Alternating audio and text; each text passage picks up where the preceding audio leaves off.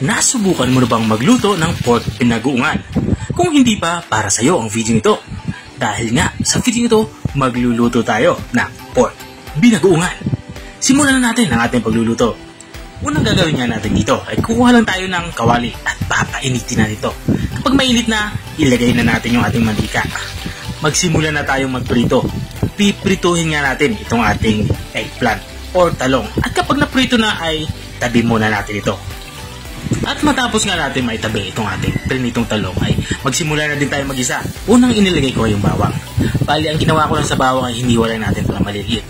At isinunod ko naman yung ating sibuyas. Ganun din sa sibuyas, hiniwa ko lang ito ng maliliit, saka maninipis. At matapos nga natin mailagay yung bawang sibuyas, ay sinunod na din natin ilagay yung ating kamatis. Bali, ang ginawa ko lang sa kamatis ay hiniwa ko lang ito ng maliliit, saka tinanggal ko yung buto para mabawasan yung pagtutubig nito. At kapag ganito ang tsura niya, lumabas na yung aroma ng tatlo nating sangkap panggisa, ay maglalagay na tayo dito ng bagoong. Ang inilalagay ko nga ditong bagoong, yung mga bagoong na nabibili na sa mga supermarket. Pero pwede naman kayo gumamit dito ng bagoong na fresh. Siguraduhin nyo lang na hugasan nyo yung alamang kapag gagamit kayo ng fresh na bagoong, yung galing sa palengke, para mabawasan yung alat nito.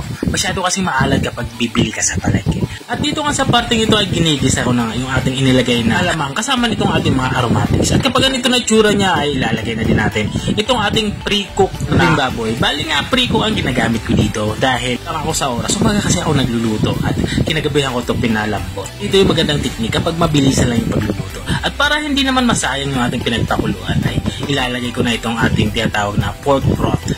Ilalagay ko na nga ito dito at hindi na nga tayo dito magdadagdag ng tubig.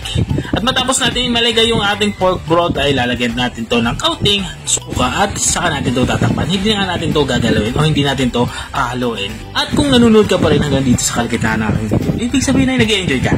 Baka pwede mo naman i-comment kung saan ka para alam ko kung hanggang saan umabot ang aking. At balik na tayo dito sa ating nilulutong ulam. Dito nga sa part ito ay naglalagay ako ng asukal. Ang asukal naman ay pambalanse ng lasa ng ating sabaw. At maglalagay na rin ako dito ng black pepper. Kung napapansin nyo, hindi ako naglalagay ng pampaalat. Maalat na kasi yung ating inilagay na goong alamang. Kaya hindi na ako naglalagay ng pampaalat. At dahil naman mas malasa na ito, hindi na din ako naglagay ng mga pampalasa. Katulad ng Knorr cubes or kahit magic sarap.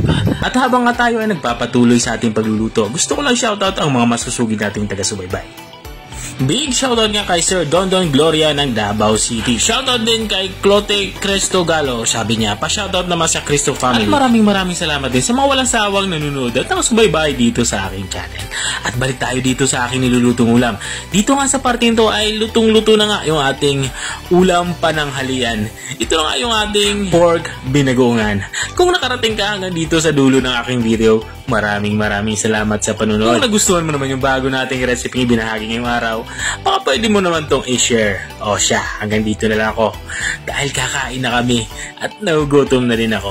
Kita-kita ulit sa mga susunod kong mga videos. Paalam! Bye-bye!